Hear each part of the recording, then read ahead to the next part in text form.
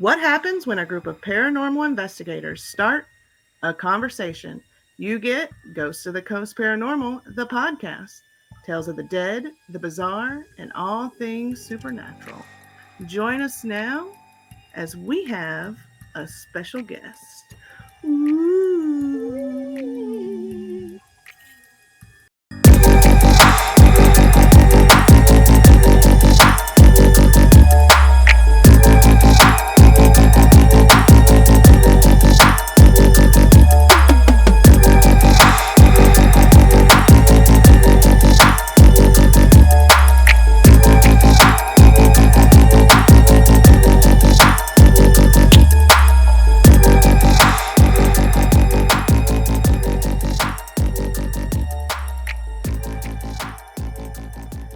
Hi, and welcome back to Ghosts of the Coast Paranormal, the podcast. I'm Erin.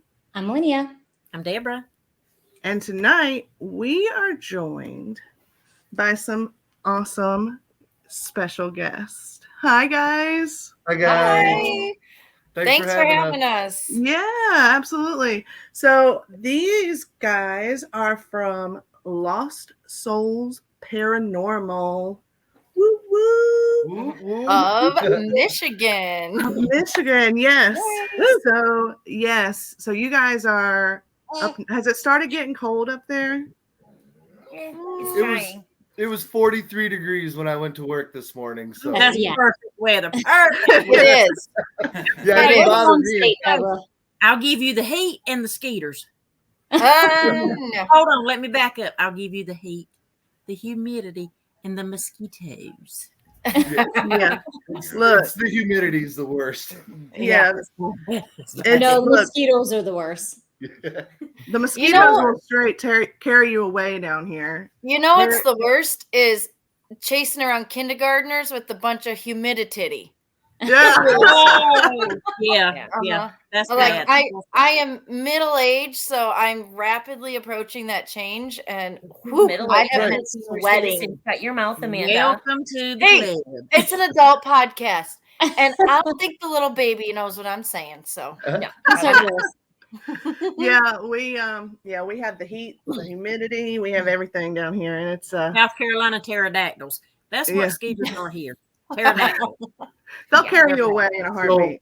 Are all your people safe from the storms that went through, and you guys are all good? We are here. We are literally right on the East Coast next to Myrtle Beach. Oh, wow. So, we were really spared. Yeah. This time. This time. Right. It's normally us that gets it, but for reasons we won't go into, Don't matter. veered and went up that way and destroyed our mountains. It's horrible. It is sad. It's Oh, man. Well, I'm glad you guys are safe, and hopefully everyone else will soon be comfortable and safe Oh, soon. yeah, for sure. Thank y'all for all your prayers. Yeah, for sure. Yeah, you're definitely in our thoughts. Yeah. So it's been rough for the upstate for sure. But yeah, so we are joined tonight by Amanda. hello. And then we are joined by Stacy, Matt, and Ryan. Hello. And then we also have, who are not able to join, is Josh and Tori and Joe. Is that correct? Yeah, Joe went to bed. I don't blame Joe. He was There's actually. smoking. He did go to bed, but he's watching TikTok coverage of the hurricane. He said it's looking wild. So it is. Plus, he thinks that I talk a lot. So I think he's tired of hearing me talk. And I have serious PTSD from doing Zoom, like teaching through Zoom. So I can't stand downtime. So I gotcha. And every device I used, some I had to talk quiet, some I had to yell. So he thinks I talk too loud. So, yeah, that's okay. Welcome to the club, because we talk a lot too. So I'm gonna just start by just asking each of you just to kind of tell us what it is that got you into the paranormal, and what it is that you think kind of keeps you focused into it. So we'll start with Amanda. Well, actually, that's funny because I was going to defer that to Matt and Stacy first and Ryan because Joe and I are the newest members of the group. So I'll kind of let them tell how they got started. Just okay. It feels right. It feels chronological. Sounds great. So we got started as a couple. We'd always been interested in the shows and whatnot. We watched all the spooky shows on TV, and there was a chance to go to Eloise Asylum, which is 20 minutes from our house. So we went down there for a public hunt and loved it. It was great. And then COVID hit, shut everything down, nothing to do. And then when it started opening back up, we went out again for another hunt. And then we met some people, and through an event at Eloise, they filmed a TV show there. We met Josh and Tori, and we kind of hit it off. We invited them on a hunt, and then that's how the group came together, and we've been going ever since. I think we've all had our own personal experiences throughout our lives that opened our eyes to it. But what really got us into it was that first hunt of trying to figure out what everything was and get our feet on the ground, and we can't get enough of it. Yeah. That's awesome. That's great. Yeah. Look, I think that's every paranormal investigator's like tale. Yeah. It's gotta be. Yeah. I mean, It's like tattoos. It's addicting. Yeah. Yeah. Yep. It really is. Got those too. Yeah. So what about, do you have a different, way of looking at it, Matt? No, looking at how we got hooked together. Yeah, how you like what drew you into it? What drew me into it, we had, as a child, some paranormal experiences that kind of stuck with me. Then a couple of houses that we lived in had some real strange activity and whatnot. Which, by the way, I'm 42 years old, and I just learned on the last podcast we did that he used to see a Native American ghost in our hallway as a kid. I'm like, why didn't I ever know about that? You were scared. Yeah, too scared. We have the house that we grew up in and Amanda lives in now. About 400 yards behind it is there's Native American ceremonial grounds. Oh wow! And I didn't at the time. I was 6, 7, 8 years old, and I have vivid dreams of this Native American stalking down the hallway, and I can still close my eyes and picture it. It was that real. Wow. And then I come to find out 10 years later or so that there was actually Native American activity right in that area. So that's what kind of got my trigger tripped at first. But I mean, I like since that then, saying. I like that saying, trigger tripped. It's all yours. Yeah. We always say trip my trigger. Yeah. It did it. Popped your bubble, whatever. Yeah. But the more we do it, it's become, how do I want to put this? It's like a never-ending quest. You never get every answer spews like 5 more questions. Every discovery leads to more unknowns, and it's a constant cycle of, okay, I figured this out. Now I want to know this, and there's just no end. It just keeps going. It's a cycle. Yeah. And then Ryan joined us on a public hunt. Yep. Again at Eloise. Had a good time? Yeah. Had a good time. We actually met Ryan through our oldest son. They were on the bowling team together. Yeah. Okay. So we've kind of adopted him on as our third child. Yeah. But he brings a lot of positive energy to our hunts. I like having the younger people to carry my gear up and down the stairs. Yeah. They have fresh knees. Fresh knees, fresh backs. Aren't stairs a bitch? Oh my god! Like they couldn't have put an elevator in any of these buildings. Come on. Eloise has 5 floors. I actually bought a cart to strap our cases to, so I didn't have to muscle them all up there. I think the most flights of stairs that we've had was 3 floors, right? at our undisclosed location. Yeah, that's still nothing. Just having just one floor, just a second floor, it's still up and down. Yeah. Oh, always, constantly up and down. So let me ask you Aaron, this. you're not allowed to say that because you are our young person, right? You're the baby on the team. You're the baby. Yeah. But I'm also the leader. But you're the baby. You ain't old enough to have a backbone yet. Quit complaining. Listen, Oh. if there's an elevator, I'm taking it. That's right. I'm fat and Says sassy. the 35-year-old. Oh, you got a long way to Yeah. So let me ask you this. So you mentioned, Ryan, you were a friend of their son's. Do your other kids investigate with you guys? One. Our oldest, Jacob, he does not believe in anything. He chalks it all up to coincidence or explains it away, which is fine. Yeah. Our youngest, Andrew, he is he's very gifted. He sees and hears more than I do. He's very in tune with the spirit world, and actually him and Ryan are a phenomenal investigative pair.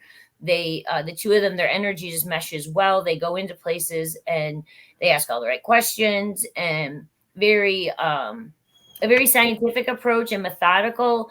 It's not just, every bump or something is, it's a ghost. They hunt it down and investigate it thoroughly.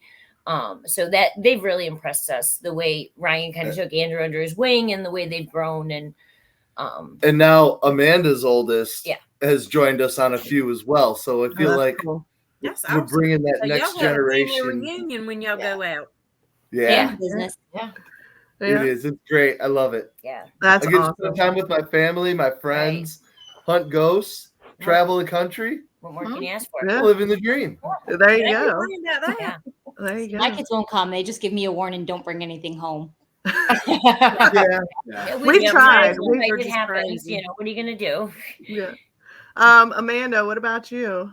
Okay, so after a couple of these podcasts and hearing them talk about maybe some paranormal experiences that they had growing up, it made me stop and think, like, wow, I think that I did too. When I would stay the night at our grandparents' house, I would sit up in the bed and swear my grandma was standing in the doorway, just like looking at me, making sure I was okay, but there was nobody there. And now looking back on it, I think, who was that? A spirit of some sort? I don't know. But I don't think that I was open to it then. And even up until, it wasn't this last Christmas. It must have been the Christmas before, which is actually when I became open to the idea. They brought some the dowsing rods down to see if we could communicate with our dad, who passed away, almost 30 years ago. 27 years ago. So and at the time it still was like, I don't know, it kind of creeped me out. Like, I don't know if I want to know if he's here.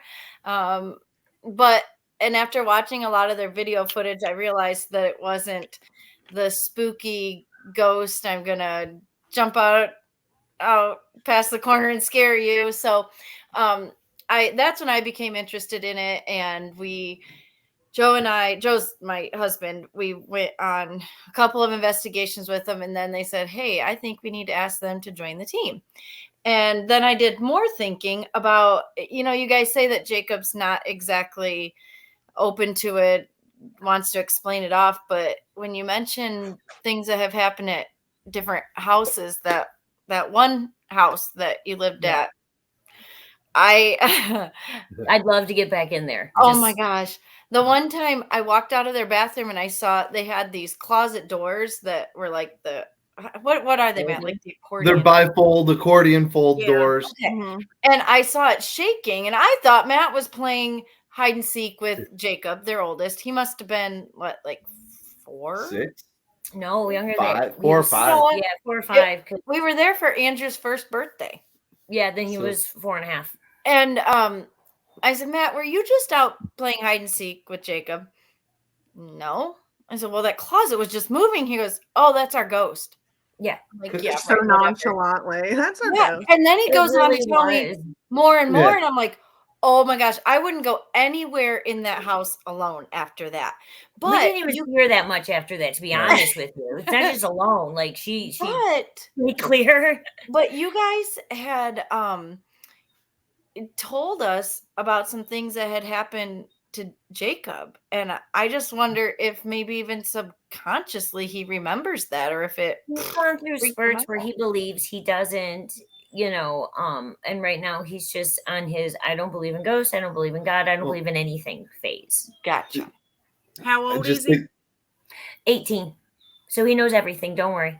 No, I'm just thinking, my oldest one around that age was like, nah. Yeah. Not happening. Yeah. Yeah. Yeah. Yeah, I tell you, isn't it, on a side note, isn't it like the wildest thing? You mentioned, Stacy, that you can see and hear things, and your son can as well. Isn't that the wildest experience just by itself? Like, it feels like a superpower, doesn't it? It for the longest time I just really thought it was crazy. Like, Yeah. we all joke like, oh yeah, I am. Like they're two separate entities. But sometimes it's maddening. Like, it's I can see and hear things, but then I struggle with trying to explain it to people, like even within the group. I stay behind when we go somewhere because I don't do the tour part of it. And I was asking them, like, hey, did somebody walk over past that building to that building? They're like, no. I'm like, I saw someone. I described in detail what this person looked like. And they're like, no one was there. I'm like, no. This was too vivid to not be a living person. So sometimes it's frustrating because I don't know. Was that a real person or was it not? It's super awesome. And I wouldn't trade it for anything. But it can be very frustrating too when you're trying to describe something no one else can see or no one else heard. Absolutely. That's got to be tiring. It's almost like there's a disconnect between you and everyone else because, they're not seeing and hearing what you are. Like for me, for example, I get like my abilities have really within past like month and a half or two, they've really started to open up. So like I've started, like I had to set a boundary with spirit because it sound like in my head it just constantly sounds like the tuning of an old radio. And so like when spirit comes through, it's just like bits and pieces. And so I finally had to tell them talking complete sentences. Seriously. Seriously. Like a built-in spirit box? Yeah, pretty much. And I had to like just tell them like, don't come to me while I'm at work. Yeah. But I also feel because they come to me with messages. And so I feel like I have a due diligence to share that message. And so I'm trying to like get stronger with that, like more confident with that, because as a human, it's just natural reaction to fear rejection. Yeah. But I mean, I think thus far I've had pretty accurate readings, we'll call them. I haven't gotten to that part yet where I'm getting like walking down the street, get a message. I hope to one day. That would be amazing. But it's wild. Baby. Oh, good. Yes. Amanda, your dogs are being obnoxious. Yeah, I know. Tell me about it. We're used to it. Yeah. Mine's over there sleeping. But no, it's the wildest thing, and it's come in really handy on investigations. Yeah.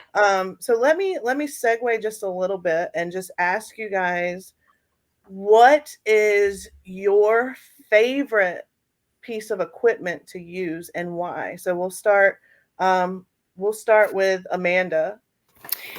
Well, I don't have the ability that you all have. I try to do the Estes at every investigation, and I'm starting to hear a little bit more. But so that one is by far I am not going to give a good answer because I have a lot of favorites. I love that one. List them out, girl. List them out. Okay. I love doing the Estes. No, I love participating in the Estes session because the answers, like Stacey will have an entire conversation with us. We'll get her and Tori both in an Estes, and they'll have conversations with each other. We've got the wandering Estes, which we'll talk about later. So I love it because of the evidence we can get. Hattie, you're driving me nuts. And then, so in terms of what I like to use, I have the most luck with the dowsing rods, but I don't do it often. And then a piece of equipment that we don't have yet is there was a homemade ghost box at one of the schools we investigated. Oh my gosh, my dogs. They're always up my butt. Like I am their person, and it's driving them nuts that they can't get to me. We understand. Oh my gosh, the dogs, the kids, the mom. I'm kidding. Hey, tell her I Anyway, said hi. Yeah. there was this homemade ghost box there that I just it was like a way for me to, it was like an Estes sort of, but without all the static of the radio stations. So I was able to pick out some words. But we just ordered a mini portal from Nice. yeah, but we have to like dial it in. I need practice with that. So that one might end up being my favorite. So a long story short, I have Too late. right. Okay. Oh, come on. I couldn't pass that one up. Dowsing rods. Dowsing rods. There you go. Okay. On to the next. Dowsing rods. I like it. Deborah likes dowsing rods a lot because you can feel. I mean, I like them too, but you can feel the energy moving. Okay. So I have zero ability to do dowsing rods. Well, I've tried. Really? You got a different ability. So it's interesting. We were talking about this. Maybe it was when we were at OSR with the people there from Ghost. Where did we order that portal from? Ghost what? Ghost Stop. Ghost. Yes. Yeah. Okay. When we had our well dug, because we live out in the country, one well went dry, one had oil in it. Okay. So our well guy comes out. You could light it on fire. And he picks up a stick from our yard. Of course, it's a Y shape. And he's like, here, hold on to this end. I'll hold on to the other end. I'm like, okay. So we start walking, and pretty soon the tip of it goes right down. He goes, okay, there's the water. We're going to dig there. I'm like, sweet. And sure enough, that's the well we're still using. So I don't know if that's like, and like Stacy says, I don't have luck with it. I don't know if it's an ability or not, but as a city girl, I just turned the faucet on and I had water. I didn't have to dig for it. So. Right.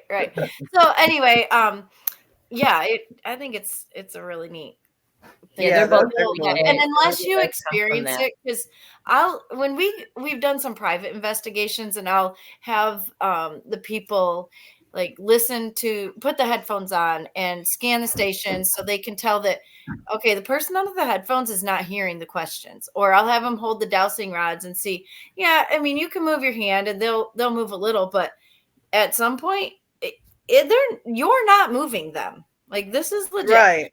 So it is neat to feel that energy, especially when it's super strong. Oh yeah. What about you, Matt? Stick together. They come stink, and they'll almost magnetize and just get stuck there. Oh yeah. Awesome. Like the wildest thing about the Estes for me is we've been to several places where spirit was coming through, and it's almost like there was one at that graveyard where when we first started, there was one at the graveyard where we were talking to a child. And they opened, which we know that means no. But when we asked if it was a child, it was almost like they went around and like to give you a hug. Oh yes. Like that. For me, that's the wildest things. What about you, Matt? What's your favorite piece? My wife. Honestly, you get an A for the day. Yeah. Listen, hold on. I'm going to need you to say that a little louder so my husband can hear it. The best tool I have is my wife. Oh, A yeah. plus. No, Hey, You she, so good. You so good. That was just too good. He's a good boy. she like Amanda was saying with the Estes, she's able to open up so much. Yeah. I don't want to say she's, possessed, but she's more of an empath than anything else. And the raw emotion that comes through when she gets real deep in there, like we can Channeling. all feel it. Yeah, channeling. Yeah. But I've seen her walk into places without headphones and pick up on things that the homeowner may have told us that, there's no way she would know. Right. And every time I see that, it gives me, to me, it validates the information. I realize that it doesn't do that for everyone, but when we're investigating and I know that Stacy is saying these things, I feel like we're on the right track. Right.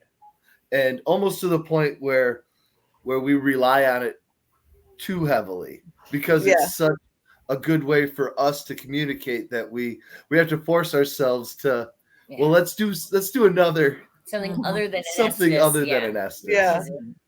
But it really is, I hate to say our specialty, but it really is something that and it's so much fun. Yeah, it is. I just want to pause for a quick second because sometimes I feel like we forget that not everybody knows how we do our investigations. So I just want to clear it up in case. Well, hold on. Let Ryan tell him his favorite because he sat back quiet so long, and then you can tell us how we investigate. Then it'll be your turn to talk again, Amanda. I mean, no. It was to clear up something that Matt said, but I'll wait. Okay. I feel like my favorite piece of equipment to use is the dowsing rods. Yep. I feel like I've been using it more and more, like each investigation. And I feel like I've been leaning more towards EVP recordings also. Yeah. I've caught a lot of interesting things on some EVPs on our last investigation that I did with these guys. He's telling us he's really good with the dowsing rods, like really, really good. And he's also really good with the flashlight, which we weren't ever big fans of because I thought, there's so many. You see flashlight where they go off and it's random, but people like, oh, see, it lit up when I asked a question. Yeah, but it also lit up 12 times previously when you didn't. Right. And Ryan had a conversation in the basement at Randolph, and it was intelligent lighting up and turning off only when he was asking. So yeah, we just had we just had an investigation like two weeks ago, where we used the flashlights for the first time. And I mean, like clockwork, we were getting direct responses, which was amazing. Yeah, when you see it, it's like, holy, like I actually said in the video, you gotta be shitting me. Like, because I walked in midway through that conversation. I couldn't believe that the flashlight was working as well as it was. Right. Yeah. It's pretty cool to see that. I remember the first time that we saw that happen. It was pretty amazing. So Stacy, what about yours? Is it the Estes as well, or working together with Matt? Yeah, my favorite thing to do is the Wandering Estes, because it takes it to a new level, which is an Estes in every sense of the word. The blindfold, the headphones, the spirit box. The only difference is I'm mobile. Right. I was gonna ask how that's done. Because I watched your video on it, and it was very, very interesting. And how do you know that you're not going to bump into a wall or anything like that? Well, I trust the team implicitly. 100%. No two ways about it. I know they're not going to let me fall down the stairs or, and I'm not going too fast. I always have an arm out just in case they're not paying attention. But I either feel, sometimes it's just a feeling where you turn or go straight. Sometimes I'll hear audible forward, straight, right, left, directional cues. Sometimes they just say, keep going, or I just listen to what the spirits tell me and what I feel and pick up on and just go. And that's so cool. So far it worked out, but knowing that they've got my back to not let me physically walk into danger, it allows me to relax and just do what they tell me. Yeah, Sometimes that's I so feel cool. like she is really possessed Yeah. when she does this wandering Because acid. it's so fluid, There'll be right? some points where she's coming up to like a doorway and we won't be touching her or guiding her at all, and she'll just walk through and walk back out, no Yeah. problem. Oh wow. So, Erin, that almost So- sounds like our undisclosed location with what you and I did. Yes. So yeah, we did something. You want to tell them about that, Linnea? Please. Yeah, we've never So- heard anything similar, so we're all Yeah, ears. so they were on an investigation that I couldn't go to, and I had her FaceTime me. And I was at, and everything was black from the screen. I couldn't see anything. They were in the dark. And I was like, can you do me a favor? Like, can you walk straight? Go left, like whatever. And I was like, can you just look up for a second? And when she looked up, she was actually standing underneath a hole in a ceiling with a bucket. And we were like, that's kind of weird that kind of led there. And throughout the night, that happened like 3 or 4 more times where I would just start telling her directions. And every time at the end, I would say, look up. And she was in the same spot. That was That's one of crazy. that was one of the scariest locations that I have ever been to. I will never go back. I know Lenny you said has never been undisclosed. inside that Did building. you not Yeah. tell where you went? Yeah. Yeah. So yeah, when we say undisclosed, we won't put the name out there, but it's a local like old antique shop that used to be, used to be a schoolhouse. Okay. But yeah, so yeah, that was one of the scariest places I've ever been. I will never go back. I have no desire to go back in that building, even during the daytime. I hope to find that kind of building. I don't know. I've never just been scared. Like I've been Well, come startled. on down here and certainly. you can have at it. Yeah, but I've That's never cool. gone into a place and like been so like I've been scared and we've left, but to not want to go back or to actually be afraid, like that just hasn't happened yet. Yeah. I don't know. That's my goal. I want to get So, scared. I do See, want to I've ask been you in and guys. out of this building my entire life. Okay. I was born and raised here. So, I mean, that building's just, it's like a staple in the community. When you say the name, everybody from here knows where you're talking about. So I'm not from here. I actually didn't know what the building was. I've never been in the building, and we were just on FaceTime when we did this. Yeah. That's And I've So you guys never, always had that connection when you investigate, or was this Yes. just that particular Yeah. place through it? We always, we're pretty, none of us knew each other prior to. Oh, okay. And from the moment that we all met, it felt like we had been together for years. Yep. And from day one, it was like instant team trust. Like we knew, I think like every investigator, you have to learn what triggers people, when somebody is triggered, how they're going to act and stuff like that, and when to pull them out. But we learned pretty quickly. And that was going to be my next question. So like when we go into investigations, we typically go in totally intuition based and completely blind. We don't even know the history, except for like maybe one of us will know a brief history of the building. And we do a lot of like historical buildings here in the South. So not very many well-known buildings. So we go in completely blind. We go in, we have 3 goals that we keep in mind anytime we investigate. Anything we do, we keep those 3 goals in mind, and that's to answer our own personal questions, educate the public, and be able to communicate and tell the stories of those who passed before us. So we always go in intuitively based, and everybody on the team is intuitive one way or another. Some of us can hear, some of us can see, some of us can speak, and some of us are empaths, some of us are, use energy. So I was going to ask you, and I know, Amanda, you were hitting on it earlier, but I want to know how you guys investigate. Like, do you have your own set of guidelines that you follow, or do you go in there full history known? I know like most investigators, we try and debunk before we can say, oh yeah, it's a ghost. Yeah. So, Well, and that's what I was going to kind of explain, but I'll let Stacy do it because I wasn't sure. I just never know who's going to listen to the podcast. And I don't know, maybe this is the teacher and me. We're always told to figure what misconceptions might the kids have and plan for that. So that's kind of where my mind went. But so yeah, I'll let Stacy tell about kind of. I don't know anything about how you guys go in. Well, this is true. Okay. So Well, yay, it's me. I get to talk again. Stern, yay. Yay. I heard that. Yay. So we don't normally do a whole lot of researching before, a little, so that we have an idea kind of where to start our investigating. Except Joe does like to do probably more research than the rest of us. He's just interested in that, but he doesn't really tell us a whole lot.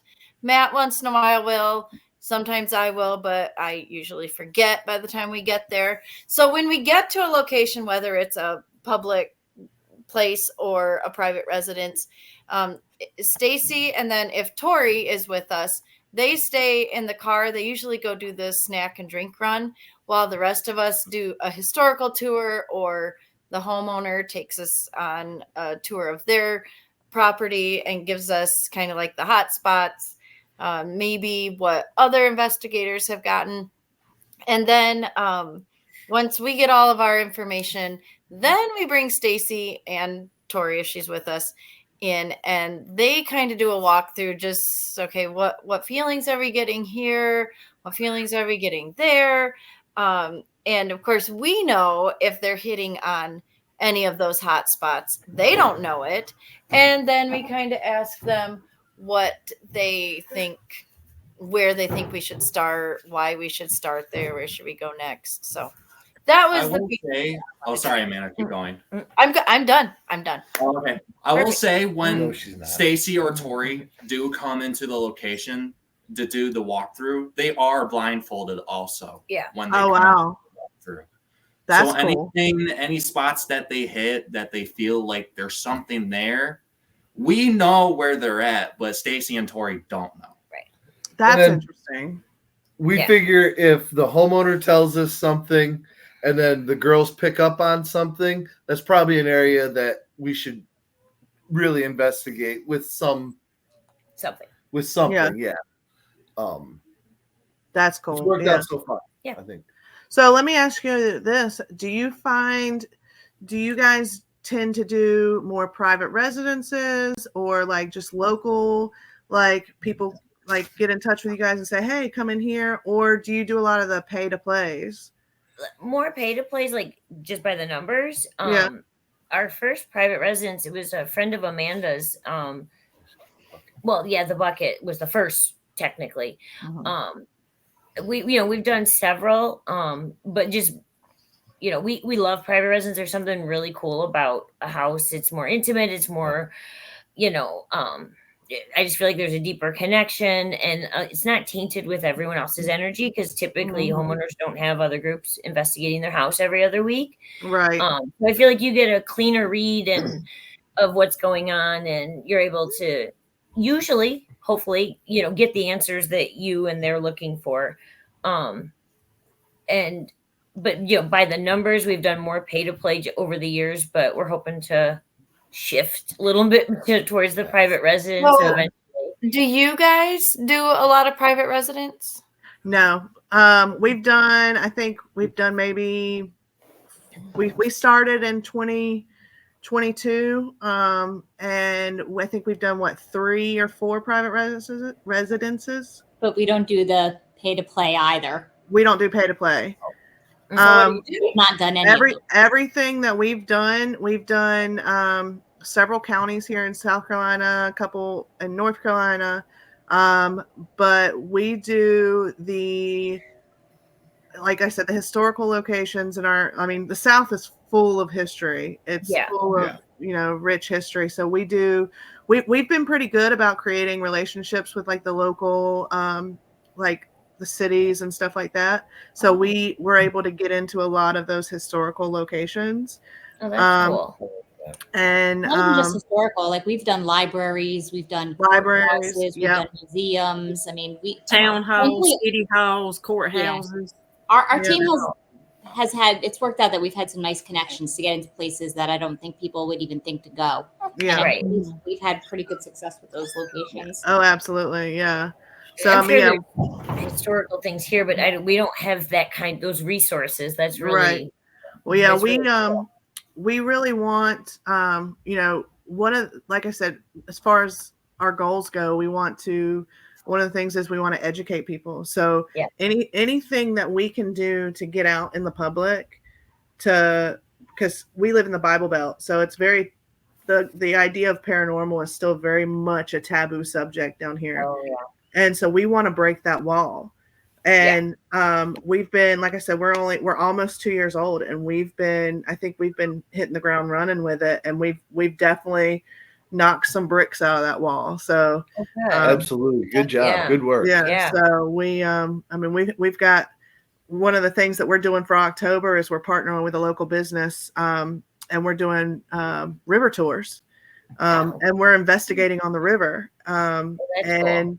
we had a couple skeptics last night for our first one, and we were able to kind of break that wall down with them. Very cool. So, but we're also lucky. So there's a very well-known haunted restaurant in the area, and they've done ghost tours throughout the years. But we've been the first paranormal team that was actually able to get in there and lead their first public investigation. Mm-hmm. Oh, that's really awesome. Yeah. We just don't have those things around here. Like, although it is nice in some sense, it's not taboo. People don't look at you like you have a third eye if you tell them that you believe in ghosts and you go looking for them, that you're an investigator. There are some places in Monroe that people have told me about, like the country club, a couple of the schools, but I really don't know how we're going to get permission to go into the school. It is what it is. So, I mean, it might just take some more networking in certain areas, possibly. Yeah, I mean, we literally, like, there have been days where we're just going into the gas station to pay for gas and passing out business cards. But I mean, we leave them in the bathrooms. We're in the bathrooms. Yeah, that's a good idea. I like that. But like I said, we make sure that we want to have a presence in the community. So like every year we do Relay for Life, and parades, festivals. Yeah, festivals. We can set up at festivals. So I mean, nothing's too small. And it helps too. I mean, when you're passionate about it, you know, like most investigators are, when you're passionate about it, it's like, all right, let's go, let's do this. And the shoebox, like, you know, don't be afraid to reach out to your local newspaper also, like, especially now that October's coming, like they love doing those kind of pieces for October. Around here they do all the phony baloney haunted houses. Like, you can't get into Eloise to do a ghost hunt right now because they have their fake haunted house, which blows my mind because they have real ghosts there. I don't know why they have people dressing up. So that's what they do around here. Every old big abandoned building is hosting some cheesy haunted house on the weekend. So October is typically downtime because everything's booked with, you know, holiday, you know. Yeah. Do you guys ever hit up like any cemeteries or anything? We haven't. No. We look at cemeteries as a resting place. I wouldn't pass up an opportunity to investigate one, but I would go in. We're always very respectful when we go in because we think the dead are just like the living, you know, good, bad, and indifferent. Absolutely. But that's their final resting place. And I'd be really upset if someone barged into my room at 3 a.m. and wanted to have a conversation. Right. So if we ever did, we would go in and, you know, sometimes you don't get an answer right away and you keep pushing. We wouldn't do that in that place. Yeah. That's how we are. You know, before we even cross a threshold of a building, we set our intentions. Like verbally, we will talk out to spirit and say, listen, we're coming in out of light and love and respect. We just want to continue to tell your story and be able to, you know, whatever you have to say, we want to be able to tell everybody that you're still here. Well, and we also make sure it's okay with them that we're there as well. Yeah, you have to. It's their house. Yeah, absolutely. You know, absolutely. Yeah, that's how we look at it. So let me ask you guys this. 2 questions for you. What is your favorite pay to play that you've been on so far? And then what location affected you the most, good, bad, or indifferent? I have an answer. Go All right. Go ahead, Amanda. You start. Okay. So, my favorite, okay. I really do like the Randolph County Asylum because there are such strong connections between Stacy. Mostly Stacy and Tori have some super strong connections. Like we could do an entire podcast on their connections with 2 of the spirits there. So it's so much fun to watch that connection grow, and even they kind of get communication with these spirits even when they're at home. Like they can sense when something's not right at the asylum. And what we were I can't take all the story, so maybe Matt will take the story about when the judge came through in the Estes on getting the bad guy out. Oh, Anyway, yeah. if he doesn't, I'll go back and tell it because I like to tell stories. So that was super cool. But I would have to say my favorite one for a different reason is Middle Point School, only because there in one of the rooms there's 2 spirits there. And the guy that took us on the tour said that the girl, she won't tell anyone how she died. And we were up there and we had their homemade ghost box up there. And through that and things that she had said, it led me to believe that she did not want a male person in the room when she was talking. So I said, okay, well, I'm going to do my first solo. I said, but you guys have to be on the floor with me. And they're like, that defeats the purpose of a solo. I said, no, not in the same room, just on the same floor, because I was a little creeped out. And I used the dowsing rods. I think that's also why I feel so like strongly about using them. And I truly feel like I got some good answers, and I think she explained to me how she died. So now I want to go back and tell the guy, like, haha, she told me. So it just was a really neat experience for me because I had never experienced something like that before. The most profound location was the Bucket, which our camping neighbors, their family it was a bar for several generations. And then after COVID, they shut it down as a bar and it was a resale shop. Anyway, they're like, oh, we always think that there's spirits in there. We know that this person had a heart attack on the dance floor. I said, hey, I know how we can find out. And that's when we invited the team, that was before we were part of it, up to investigate. Got some communication from, we think, a spirit that was years and years and years ago when a flood came through, wiped out the bridge, and we thought she had jumped off the bridge and like had committed suicide, but it sounds like she was on the bridge when it washed away. Okay, body never recovered. Go back for a second investigation, and we discovered that she needed some help crossing over. And so the property owner knew that the bridge had washed downriver a little ways, like, I don't know, a few hundred yards. He said, I think we need to go down to the park. That's by where the bridge was. It was never like taken out of the water. It just, things grew up over it. And it's now like an island in the river. So we went down there, had this little ritual.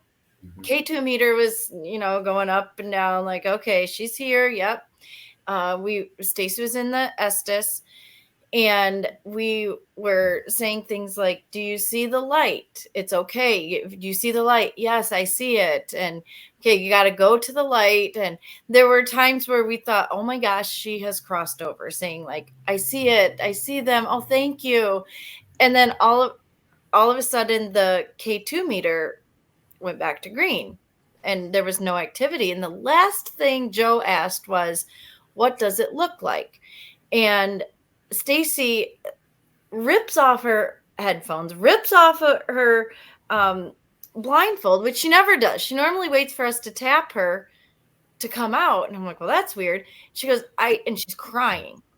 And she goes, the last thing I heard, but I just couldn't say it, was, it's so beautiful. Oh, wow. Oh my gosh. So that was like such a special thing that we were able to do. You know, it's not, I've learned this all from them.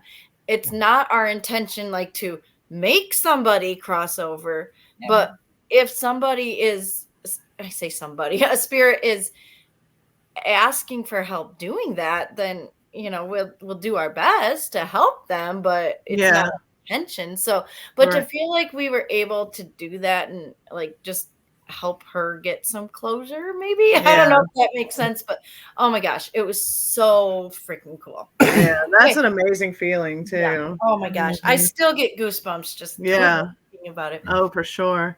What about y'all? I will say I have an answer to both those questions. I will say it's Eloise Asylum, just solely on the fact of the evidence and the experiences that we've had there. Right, it's been pretty good. And there's one piece of evidence that these guys caught that I cannot explain. Oh, wow. Before I joined the group, I was over here one day just talking to these guys, and I was helping them review footage.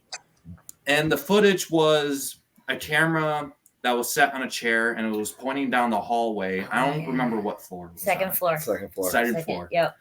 And it was a pretty busy night when they were there. There was a lot of people roaming through there. It was a public hunt. Mm-hmm. And all of a sudden, you know, everything's quiet. You don't hear anything. And then all of a sudden, you hear someone screaming for help. Like you hear someone scream, "Help! Can someone help me?" Oh, wow. And then it just goes silent. No idea. And this was at the point after the public hunt when things had started to dissipate. That's why we set it up. Yeah. Wow. I know about that one. Good call, Rye. Good call.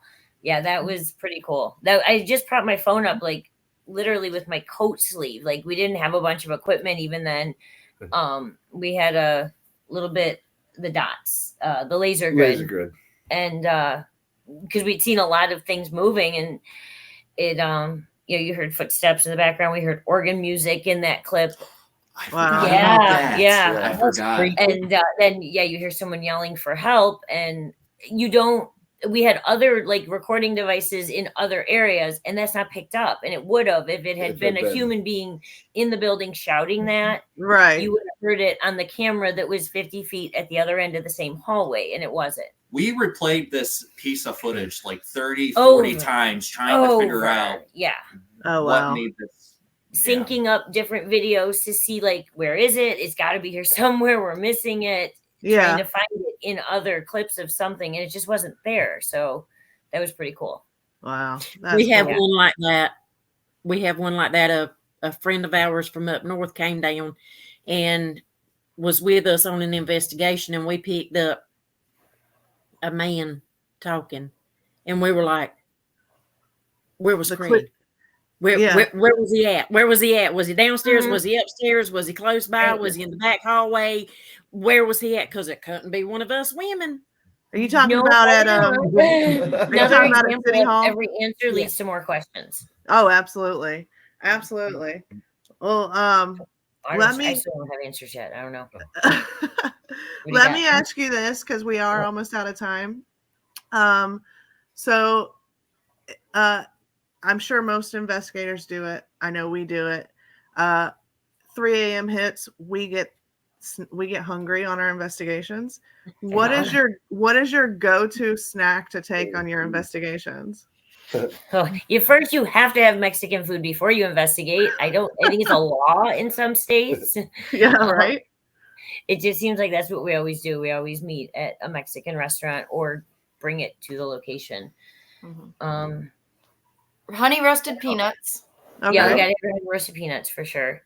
I found some Ghostbuster themed Rice Krispie treats at Walmart. Our last one. Nice. Last couple times at Randolph County Asylum, We've had to bring cookies because Doris, the spirit that Tori's close with, she was upset because someone took her spatula and she couldn't bake. No. So we brought cookies for her because she kept telling Tori to bring her cookies. Like at Randolph, it's really nice because they have a full functioning kitchen. We've made meals there before because wow. you get it overnight and stuff. So yeah, I would say the Mexican is our go-to for just about everything. Mexican food and energy drinks. Yeah. 5 Hour Energy for sure. Like, let's keep rolling. Yeah. We do donuts, Krispy Kreme. I'm done. Oh, yeah. Oh, and Hardee's. If there's a Hardee's within eyesight, I'm going. Good luck stopping. Stacy will drive across the highway just to get Hardee's. And that's funny. Like, oncoming traffic be damned. It's scary. I always joke that I'm going to do a driving Estes, a wandering Estes, and just put the blindfold on and drive to Hardee's. It's all good. Oh gosh! Can I get a beef and mushroom, please? Spirit wants a beef and mushroom. I'll meet you there. Speaking of the road trips, real quick, that's probably my favorite part is the road trips, the memories we make on the way to the location, and the anticipation and the planning that we're going into it, and there you go, Stacey. All that crap leading up to it goes away, and then we get there, and it's just the mood is always right, and it's so much more fun that way. Oh yeah, well yeah. I mean, we always investigation days for. Investigating for us is, it's a passion of ours. So we always, we're close already. But when you get into a location, your that closeness strengthens, and it's nice to kind of connection. It's a different kind of bond than I don't know. It's an added layer on top of a friendship or a relationship that it's really hard to describe to someone who hasn't been in that or done that. So you guys are the first group we've had that's had that same kind of high, and that's really cool because I thought we were the oddballs, and it's nice to know that there's other people who enjoy that as well. We're weirdos. We're weirdos too. Yes. We specialize in weird here, so good. Yeah. So, and then last thing, before we end this episode, where can people find you guys? Are you guys on social media or? We are on YouTube at LostSoulsParanormal _Paranormal. Yep. We're on Facebook at Lost Souls Paranormal of Michigan. Yep. Joe, who's Amanda's husband, he runs our TikTok. That's the Paranormal Yeti. Yep. We do a lot of our live stuff through that account. And Facebook. And Facebook as well. Cool. When we get service, but the logo behind Ryan, which is the skull. Anytime you see the skull with the headset and the blindfold, that's us. Yeah. And anybody in our neck of the woods, they can email us at LostSoulsParanormal. Is it of Michigan or just? No, at Gmail. LostSoulsParanormal@gmail.com. And I was working on a website. Matt gave me that project over the summer because I got the summer off and I got really lazy. But I accidentally hit. Well, I didn't accidentally. I hit publish because I needed to share it with him. I think I don't know. And I just haven't advertised that it's out there because it's very incomplete. But I suppose if someone's like, hey, I want to look them up, they probably would find our Weebly website. Yeah, don't look there. Maybe look in the other places. But I'm not going to put that out there anywhere. Cool. Man, well, just like everything else, it's a work in progress. Hey, when you stop working, then it's no longer progress. Well, and Matt said we're full-time parents or something, part-time investigators. I don't know. Although, and I will say, we're the same way. We all have full-time jobs, but it's with investigating, it does feel like you have two jobs. It does. Yeah. Especially Matt, because he goes through all the footage for us, all of it. He does all the audio and video clips, and so it's he definitely wears multi hats, especially once we get home. Yeah. And that's the It's, hardest part of it. It Yeah. is. You got 4 or 5 cameras, 8 hours of footage. Yeah. Then you got your digital, your EVPs, your digital recorders. Yeah. Oh yeah. Yeah. And then you got to put it all lot. together. Yeah. Yeah. Look, I'm still trying to master the editing part. Like editing the podcast is super easy because it's straightforward. I can just clip here and there. But Yeah. putting together a video, it is my arch nemesis. He's amazing. He taught himself using this program, and like I thought his first couple of videos were great. And I'm always honest with him. If I don't like something in it, I'll say, yeah, that's good, but we need to fix something. And Right. he's just gotten so good. He puts music into it now. Like there's a score under theme, and Yeah. layers clips on top of each other. And he's and it's all self-taught. So because it is a passion, and it drives you. You always want more. Absolutely. Always. Oh, absolutely. Well, thank you guys so much for joining us. If you are ever in the Myrtle Beach area, let us know. We can definitely collab on something. Absolutely. So we'll wait till it's not hurricane season, though. Yeah, no, don't come during hurricane season. Although we're fine right now. But yeah, so thank you so much. Y'all check them out. Lost Souls Paranormal of Michigan. Check them out on their social media. And until next time, y'all come back now. Thank you. Thanks, guys. Bye. Thanks for having us. Bye.